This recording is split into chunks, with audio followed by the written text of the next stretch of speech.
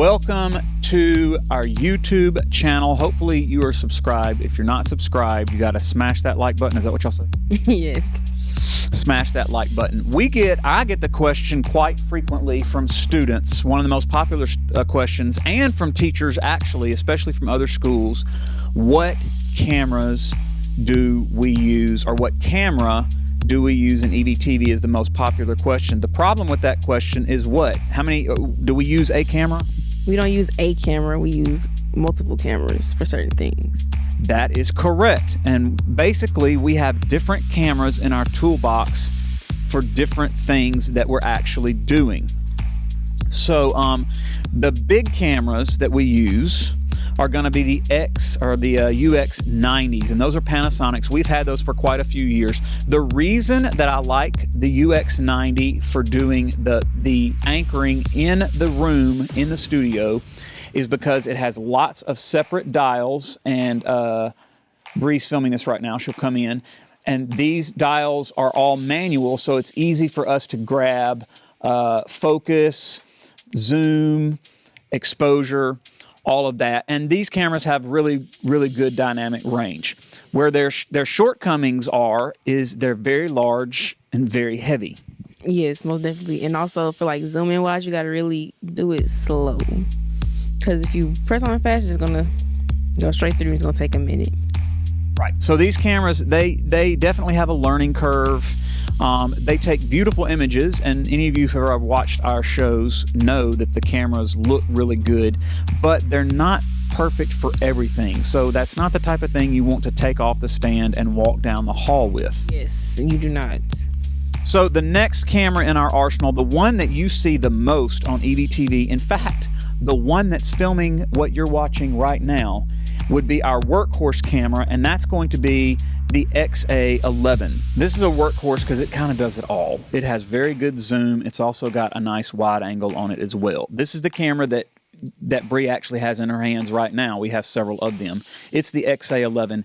It does the most work for EVTV. This one is sent to do just about anything and everything. If it's out in the halls, word on the hall, anything like that, this is the camera we're using. We like it for several reasons. Number one, the battery lasts a while on it, which is nice. It's very light. And most importantly, it has the audio package up on top, which makes it very easy to plug mics that I'm using like this in and get good audio. A lot of the other things that you see on EVTV, like the live performances in the choir room, all that stuff is pretty much shot with the XA11, or we use this one quite often too, which is the HF-G21. And Canon makes several versions of this. You can find the G20, you can find the G30.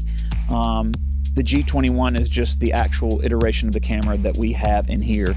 We have about 3 of these. We shoot a lot with these as well. So the two workhorses, again, the XA11 is really the workhorse for EVTV.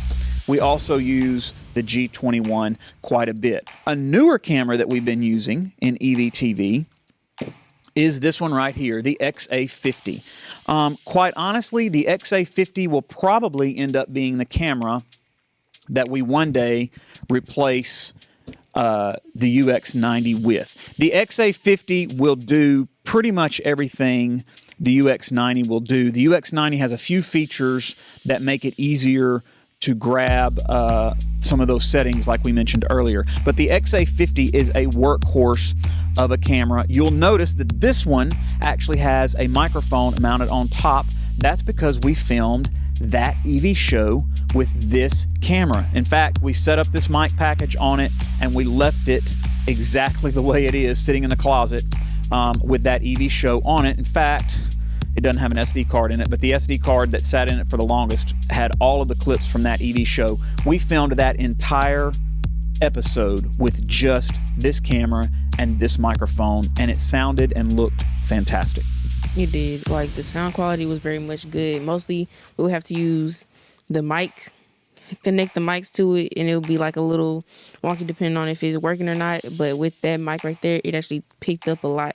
So very, very, very crisp audio. Now, some of you right now are saying, well, Mr. Lewis, if you have this beautiful XA50, why do y'all use the XA11 so much? Very good that you asked. 2 reasons. This camera makes much larger files that we have to work with. It'll do like 4K, 8K, all of that stuff, which means when you start to load it on the computer, it's sluggish to work with. It's beautiful images, nice crisp images, but the files are much larger, so it can bog your computer down. Also, this one's probably twice as heavy as the XA11. This is a lighter camera. It's just easier to send out and do stuff with in the hallways. It still looks fantastic, but this one will go up to 8K, 4K, and just so you know, we do not shoot in 4K for EVTV. We shoot everything in 1080. But this camera will do way more than these cameras. The audio on these cameras is really spectacular. It actually uses 4 channels of audio instead of 2. So right now you're listening to my voice in a stereo field left and right. These cameras, the XA50, actually has 4 channels, a left, right on the mic on board, and then a channel 3 and 4 for us to plug in microphones and other things. So that gives us a little bit more flexibility. If we're filming very specialized programming, we'll probably use the XA50. Things like graduation, awards night, things like that, we would opt to use the XA50 over the XA11. Okay, so that's basically the main set of cameras that we use in EVTV. If you ever see students out filming games and items like that, we will use the Canon HF R800. These look good. They're not nearly as good looking as the XA11 or some of these other cameras, but these are much more inexpensive cameras. They are small, and the students can stick these cameras in their backpacks or their purses with a little tripod and what we would call run and gun, or run and go quickly. So these are the cameras we'll film soccer, basketball, some of those things with that you will see on YouTube. They have a lot of downfalls, especially whenever you're trying to film really, really fast things. You'll see some blurring in the image. They're not the greatest cameras, but they're inexpensive, they're light, the batteries last a long time on them, and so for those reasons, students will end up carrying these cameras out to film specialized things like that. The last camera that we've really been using, you had something to add to this? Tell them about this camera. Okay, so this camera, you probably don't even think it look like a camera, but it is. It has this little part right here, and it's almost like a little baby robot type thing, but you might think that it's just gonna get like a small piece of film. It literally takes up everything. Has different lenses. You can do wide lens. You can change the mic. It's like we can just sit it right here. It can take up this whole entire room. This is a really good camera, and it's like an on-the-go camera that you could possibly bring with you wherever you can. It has like this little SD in there where you can put it into a camera or anything else. So it's really not bad. It's actually a very good camera, and like the lenses can be any type of way. You can, like, if you look up the reviews on there, it's like a really good camera. I don't think it would be pricey. It's probably a little bit pricey, but it's not as bad as like other cameras like this. So you can basically get something like this, but in a smaller compartment though. Yep, and basically everything she said is true. This is made by DJI, the company that makes all of the drones that everybody likes so much. And I bought this camera because I have a drone and I really wanted some of those really fluid, slick shots that a drone makes, but without us having to fly a drone down the hall. So if you see any shots on EVTV where it's like what we would call a speed ramp shot, where we're like going down the halls and it looks like we're sped up or driving a car or something down, it's shot with this. It shoots really, really smooth, crisp 4K video on this tiny, tiny lens. It has image stabilization on it, and then when we speed that footage up in the computer, it looks like we're gliding through. So movie, like those scenes where they have like the motorcycles and they're going fast, that's how it looks like. It's so crisp with the video. Yes, it has. This camera is really, really slick.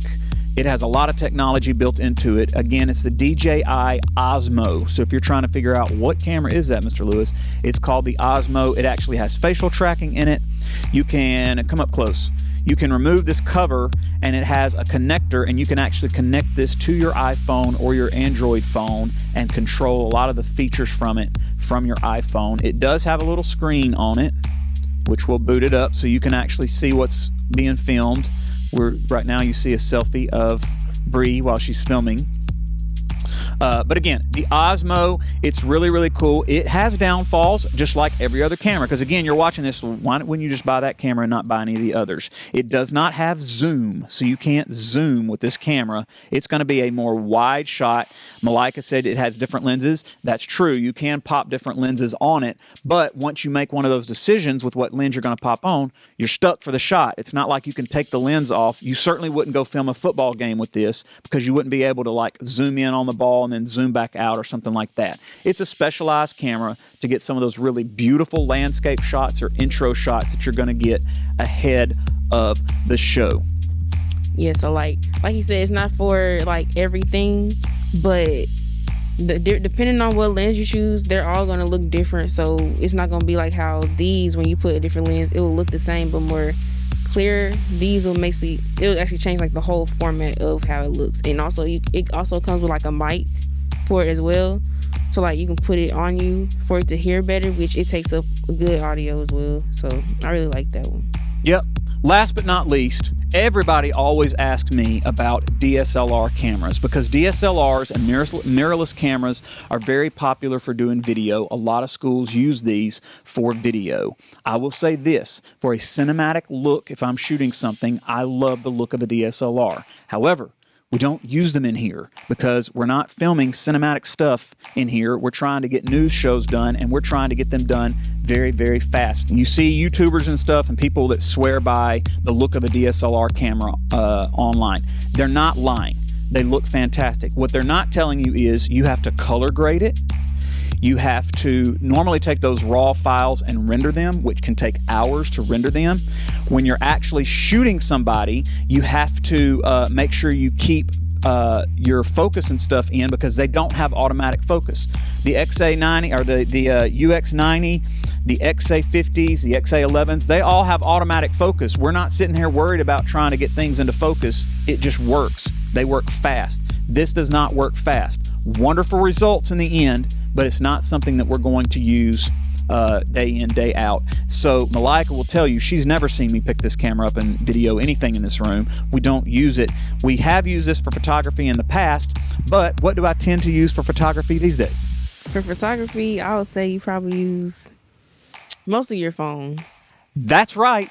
I use an iPhone 12 because the sensor in the iPhone 12 looks amazing. Like, I can't make the pictures out of this look as good as the iPhone 12. In fact, I'm showing you a picture right now of India that we took in here yesterday to put online for promotion for the ball game. And a lot of people commented when they saw the picture, man, what kind of equipment were you all using for that? Newsflash, I used an iPhone 12 and I put a filter from Lightroom on it. And it wasn't even any kind of fancy filter. It was a filter in a preset that just loaded on Lightroom.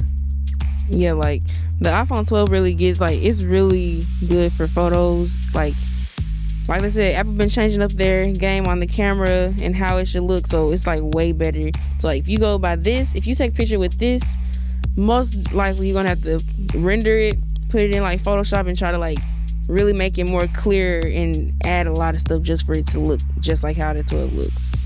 So right. And just to be fair, there are newer Canon cameras that look way better than the iPhone. So for somebody saying, Mr. Lewis, you're wrong, absolutely. A $3,000, $4,000, $5,000 mirrorless camera looks better than an iPhone. Let me go ahead and say that right now. But as far as these older $400, $500, $600, even $1,000 cameras, I'm willing to bet you get better results quicker and easier with less headache if you just use an iPhone 12. And Malika would also tell you, we use the iPhone sometimes to film pieces for the show as well. That's another camera that gets used from time to time. If you've got it in your pocket and you want to shoot a piece of video and you don't have another camera, pull the iPhone out and use it. So having said that, that's basically how we film EVTV as far as the cameras go. You have anything to add? No, not really. Just that. Just know every single one has a different high price. None of this stuff is cheap. And the quality wise, everything has good quality, just that it all goes with certain things. You can't use one camera for everything. So right, now I will answer this because a few of you are like, Mr. Lewis, I don't have a lot of money, but I really do want to take good video. Is there one on the table you would probably recommend if I only had money to buy one camera that will do most everything really, really well? And guess which one I would tell you? The XA11, the one that she's filming this episode with right now. It's probably about the best you can get if you go to BH Photo Video, and they're not paying me anything. I'm just telling you, they have a education, like a student package for a camera where they give you the XA11 and batteries and everything you basically need for a decent price. If you're wondering what that is, me and Malika are going to hesitate. We hesitate to tell you anything about prices because you may be watching this video 4 months from now and the prices have completely changed. Yeah, as of today, this camera is going to be about $1,100, give or take. It's about $1,100. All of these, the price starts to go up really, really, really quick. But the XA11, it's going to be about $1,100. You can find the HF G21 that we talked about, that we use without all the audio and stuff. You'll find this camera for around $700 to $800. Again, it's really good, but it doesn't have the audio capabilities on it, and you're going to wish that you got the audio on it. So save your money, get the XA11.